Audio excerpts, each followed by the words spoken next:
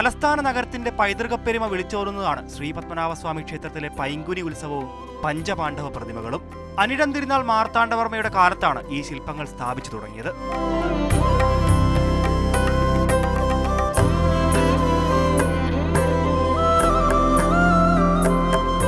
പഞ്ചപാണ്ഡവരിൽ മൂത്ത ആളായ ധർമ്മപുത്രർ ഇരിക്കുകയും മറ്റുള്ളവർ നിൽക്കുകയും ചെയ്യുന്ന വിധത്തിലാണ് ശില്പങ്ങൾ. ഇതിൽ ഉയരം കുറവ് നകുലനാണ്, 11 അടി. ഉയരക്കൂടുതൽ ഭീമനും, 40 അടിയാണ് ഭീമന്റെ ഉയരം. ഭാരക്കൂടുതലും ഭീമന് തന്നെ. ആദ്യം സ്ഥാപിക്കുന്നത് സഹദേവന്റെ ശില്പമാണ്.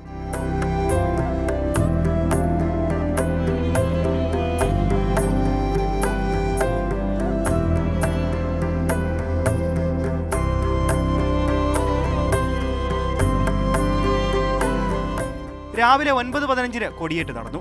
തുടർന്ന് തിരുവമ്പാടി നടയിലെ കൊടിമരത്തിലും കൊടിയേറി.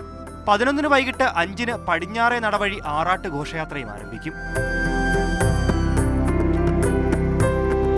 മാതൃഭൂമി ന്യൂസ്, തിരുവനന്തപുരം.